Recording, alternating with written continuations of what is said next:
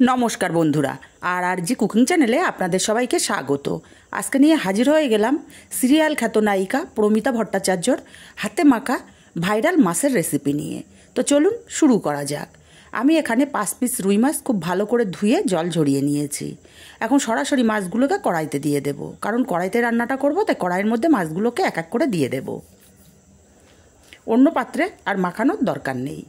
আর এখানে দিয়ে দেব বেশ কিছুটা সর্ষের তেল। অবশ্যই সর্ষের তেলটা ব্যবহার করতে হবে, আর তেলের পরিমাণটা বেশি ব্যবহার করতে হবে। আমি এখানে হাফ কাপের পরিমাণে তেল দিয়ে দিলাম, আর দিয়ে দেব 2টো বড় সাইজের পেঁয়াজ বাটা, 1.5 চামচ পরিমাণে আদা বাটা ব্যবহার করছি। দিয়ে দেব 3টে বড় সাইজের বড় করে কেটে রাখা টমেটোর পরিমাণটাও এখানে বেশি ব্যবহার করতে হবে। আর রেসিপিটা হবে ঝাল ঝাল, তাই আমি এখানে 1.5 চামচ ঝাল ব্যবহার করছি। আপনারা ঝালের পরিমাণটা কম বেশি করতেই পারেন। আর দিয়ে দেবো 1 চামচ পরিমাণে হলুদ, কারণ আগে থেকেই মাছের গায়ে কিন্তু লবণ হলুদ কিছুই মাখানো ছিল না। আর দিয়ে দেবো স্বাদ মতো লবণ, দেব এখানে 3টে চেরা কাঁচা লঙ্কা, আর দেব কয়েক দানা চিনি। চিনিটা টোটালি অপশনাল, প্রমিতা ভট্টাচার্য দিয়েছিলেন তাই আমিও ব্যবহার করলাম। এবার হচ্ছে মাছটা মেখে নেওয়ার পালা। একটু সময় নিয়ে ধৈর্য ধরে মাছটাকে খুব ভালো করে মাখিয়ে নিতে হবে। ম্যারিনেটটা যত ভালো হবে তত কিন্তু রান্নাটা খুবই ভালো হবে। মিনিট 3 সময় নিয়ে মাছটাকে খুব ভালো করে মাখিয়ে নিয়েছি, দেখেই বুঝতে পারছেন। এবার সরাসরি কড়াইটা আমি গ্যাসে বসিয়ে গ্যাসটাকে ধরিয়ে দিয়েছি। একদম ঘড়ি ধরা 4 মিনিট আমি রান্না করব। আর 4 মিনিটে দেখুন তরকারিটা ফুটতে শুরু করেছে, প্রচুর ফুট উঠে গেছে। এখন আলতো হাতে মাছটাকে উল্টে দিতে হবে, কারণ মাছগুলো ভাজা না, মাছগুলো কাঁচা, তাই মাছ নরম।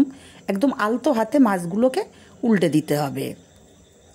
দরকার পড়লে 2টো হাতা বা খুন্তি এখানে ব্যবহার করা যেতে পারে। খুব আলতো হাতে প্রত্যেকটা মাছ আমি উল্টে দেব। আর আমি এখানে রুই মাছ ব্যবহার করেছি, আপনারা চাইলে যে কোনো মাছ কিন্তু ব্যবহার করতে পারেন।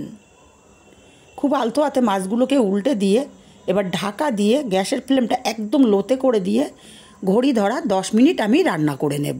10 মিনিট পর আমি ফিরে আসছি। ঘড়ি ধরা 10 মিনিট পর আমি ঢাকাটা খুলে নেব। দেখুন তরকারির কালারটা কত সুন্দর এসছে। আবারও একদম আলতো হাতে মাছগুলোকে উল্টে দিতে হবে। আবারও বলছি, মাছ যেহেতু ভাজা না, তাই মাছগুলো খুবই নরম। একদম আলতো হাতে মাছগুলোকে উল্টে দেব, সাথে মশলাগুলোকেও একটু নাড়াচাড়া করে দিতে হবে, না হলে মশলাগুলো কড়ার নিচে লেগে যেতে পারে। সেক্ষেত্রে তরকারিটা খেতে একটুও ভালো লাগবে না, একটা পোড়া গন্ধ চলে আসবে। মাছগুলোকে খুব ভালো করে নাড়াচাড়া করে দিয়েছি। আবারও ঘড়ি ধরা 10 মিনিট আমি ঢাকা দিয়ে রান্না করে নেব। 10 মিনিট পর আবারও ঢাকাটা খুলে নেব। দেখুন কত সুন্দর কালার চলে এসছে। মাছগুলোকে আবারও আলতো হাতে উল্টে দিতে হবে। এতে করে কি হবে, মাছগুলো 2 পিঠ খুব ভালো মতো রান্না হয়ে যাবে। টোটাল রান্নাটা হতে টাইম লাগবে 30 মিনিট। মাছগুলো খুব আলতো হাতে উল্টে পাল্টে আমি আবারও 10 মিনিটের জন্য ঢাকা দিয়ে দেব। এইভাবে উল্টে পাল্টে রান্না করলে মাছগুলো 2 পিঠ দিয়ে খুব ভালো মতো রান্না হবে, তরকারির টেস্টটাও দারুণ আসবে। আলতো হাতে সব নাড়াচাড়া করে দিয়েছি, আবারও আমি ঢাকা দিয়ে দেব। আবারও 10 মিনিট পর ঢাকাটা খুলে নিলাম। দেখুন রান্নাটা ফাইনালি হয়ে গেছে, আর তেলটা সম্পূর্ণ আলাদা হয়ে গেছে। আলতো হাতে একটু নেড়ে চেড়ে দেব, আর গ্যাসের ফ্লেমটা একদমই অফ করে দেব।